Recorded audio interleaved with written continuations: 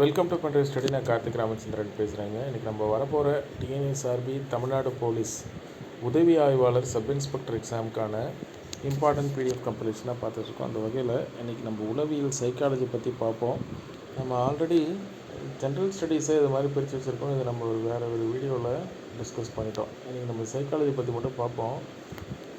நீங்கள் பார்த்தீங்கன்னா 2010 2023 கடைசியாக நடத்தப்பட்ட உதவி ஆய்வாளர் சப் இன்ஸ்பெக்டர் எக்ஸாம் கொஸ்டின்ஸ் வரைக்கும் நம்ம கவர் பண்ணிட்டோம்.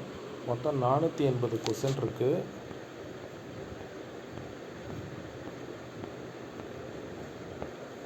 இப்படி தான் இருக்கும். எல்லாமே நம்ம சால்வ் பண்ணி வச்சுருக்கோம், சரிங்களா? ஜஸ்ட்டு கொஸ்டின்ஸ் மட்டும் ஆன்சர் மட்டும் நினச்சிடாதீங்க, நம்ம சால்வ் பண்ணி வச்சுருக்கோம்.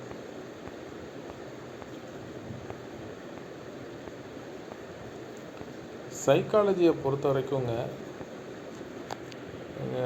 ரொம்ப ரிசர்ச் பண்ண வேணாம், ரொம்ப ஈஸியாக தான் இருக்கும் கொஸ்டின்ஸு, சரிங்களா?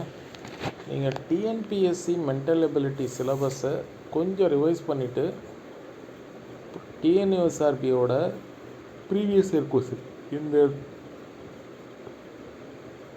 இந்த 480 கொஸ்டின்னு ப்ளஸ் இதே மாதிரியே கான்ஸ்டபிள் காவலர் தேர்வில் நடந்த உளவியல் சைக்காலஜி கொஸ்டினை நம்ம சால்வ் பண்ணி வச்சுருக்கோம். அதில் ஒரு 375 கொஸ்டின் இருக்குது, சரிங்களா?